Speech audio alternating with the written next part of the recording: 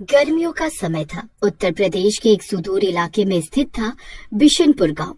ये गांव बाहर से देखने पर तो बिल्कुल सामान्य था। खेत, कच्चे घर, मंदिर और पगडंडी से जुड़ी गलियां, लेकिन इसके बीचों बीच था एक वीरान कुआं, जिसे गांव वाले प्यासा कुआं कहते थे। वर्षों से कोई उसमें झांकता तक नहीं था। रवि वहीं खड़ा होकर उस कुएं में झांक रहा होता है। तभी वहाँ एक बुजुर्ग आता है। ए लड़के, क्या झांक रहा है अंदर? रवि डर जाता है। कुछ नहीं बाबा, बस ऐसे ही। चल भाग यहाँ से, और कभी इधर आना भी मत। तभी वहाँ गांव में आई नई नई टीचर जा रही होती है। क्या हुआ बाबा, क्यों बच्चे पर गुस्सा कर रहे हो? क्या किया उसने? अरे कुएं में झांक रहा है, कितनी बार मना किया कुएं में मत देखो, फिर भी। अच्छा हाँ, गिर सकता था वो। गिरने की बात नहीं है बेटा। कहते हैं कि जब भी कोई उस कुएं के पास प्यासा जाता है तो कोई सफेद कपड़ों में लिपटा बूढ़ा आदमी उसके सामने आ खड़ा होता है और कहता है, पानी पियोगे?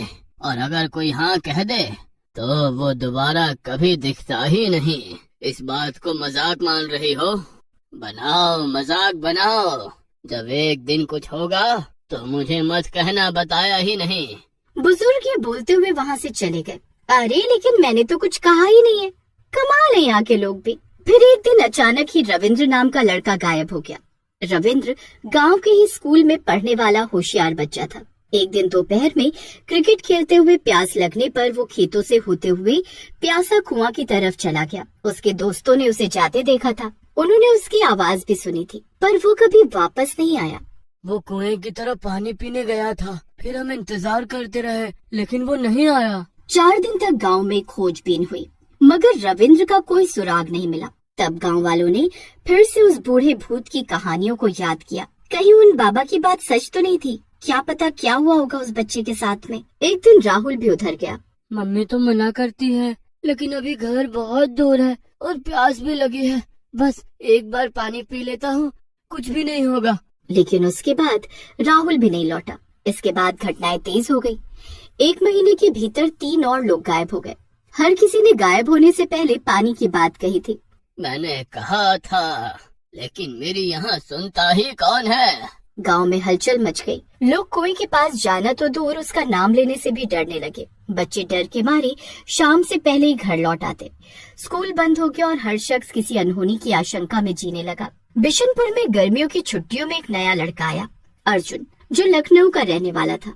वो अपने मामा के यहाँ गर्मियाँ बिताने आया था। अर्जुन साहसी था, शहरी लड़का था और डर की कहानियों को सिर्फ मनगढ़ंत किस्से मानता था। जब उसने गांव में रविंद्र और अन्य लोगों के गायब होने की बात सुनी तो उसकी रुचि बढ़ी। उसने मामा से पूछा, मामा, ये सब लोग कुएं के पास क्यों गए थे और वहाँ क्या खास है? मामा ने गुस्से में कहा, उस कुएं के बारे में मत पूछ अर्जुन, वो जगह अपशगुनी है। जो वहाँ गया वापस नहीं आया। पर अर्जुन को अब और भी ज्यादा जानना था।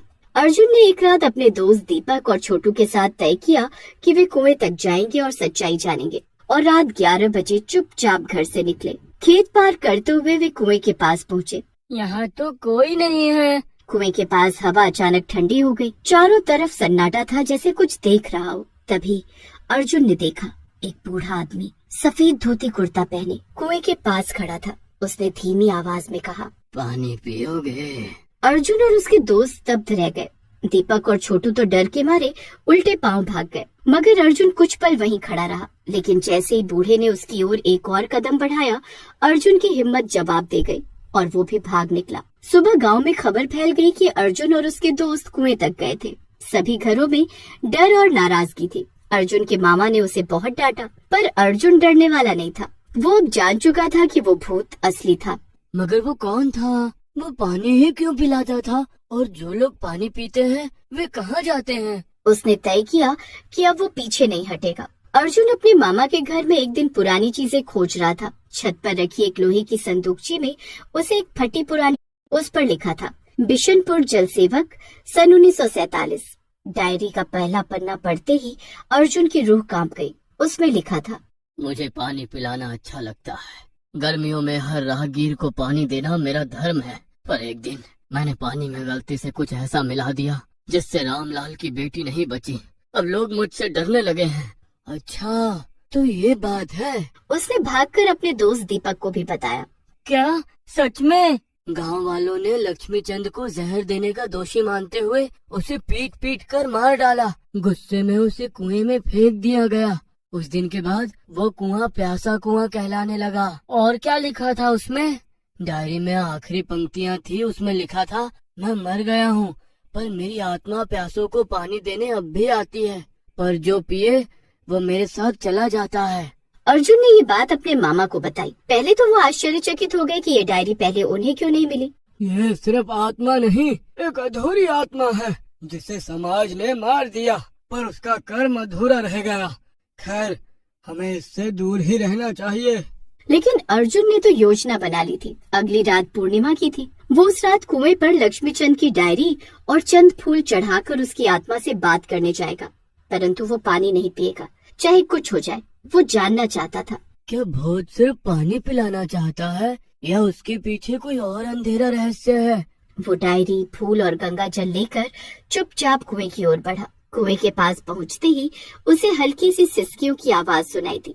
सफेद कपड़ों में वही बूढ़ा, झुकी कमर, पिचकी आंखें और कांपते होठों से बोला, पानी पियोगे? लक्ष्मी चंद बाबू, मुझे सच जानना है, क्यों ले जाते हो उन्हें जो पानी पीते हैं? भूत ने सर झुका लिया। क्षण भर बाद जैसे कोई कैद आत्मा टूटे बांध से बाहर निकली। आवाज गूंजने लगी, मैं नहीं ले जाता उन्हें, ये कुआं ले जाता है। लक्ष्मी चंद की आत्मा ने बताया कि जब गांव वालों ने उसे मारा तो मरते वक्त उसने पानी को श्राप दिया। जिसने मेरी सेवा इज्जत नहीं की, अब वो इसी पानी में समाएंगे। पर वो श्राप सिर्फ भावनात्मक था। असल में कुएं में एक और आत्मा बस गई थी, जल पिशाच, जो मृत्यु से पैदा हुई नकारात्मक ऊर्जा से पनपा था। अब जब भी कोई व्यक्ति हाँ कहता, लक्ष्मी चंद तो बस पानी देता, लेकिन असली हमला कुएं के भीतर से आता। पिशाच की आत्मा उसे खींच लेती। तो मतलब आप लोगों को नहीं मारते हो? नहीं, मैं तो बस पानी पिलाता हूँ, मारता तो ये कुआं है सबको। अर्जुन ने फैसला किया कि अब ये खेल खत्म करना होगा। उसने गंगा जल कुएं में छिड़का और लक्ष्मी चंद की डायरी को अग्नि में समर्पित कर दिया। तभी आसमान में गड़गड़ाहट हुई और कुएं से एक आकृति निकली। यही है वो जल पिशाच। अर्जुन ने शुद्ध मंत्रों का जाप शुरू किया जो उसने एक तांत्रिक से सीखा था। पिशाच तड़पने लगा और तभी लक्ष्मी चंद की आत्मा ने अर्जुन की आंखों में देखकर कहा, अब समय है मुझे जाने का। धन्यवाद बच्चे। एक तेज रोशनी हुई। भूत, जल पिशाच, कुआं सब शांत हो गया था। सबको पता चला तो सुबह गांव वाले देखकर हैरान रह गए। प्यासा कुआं सूख गया था। लोगों को समझ नहीं आया, मगर अर्जुन जानता था कि जल पिशाच अब नहीं रहा। बेटा, तू ठीक है ना? मैंने मना किया था ना तुझे। मैं ठीक हूँ मामा।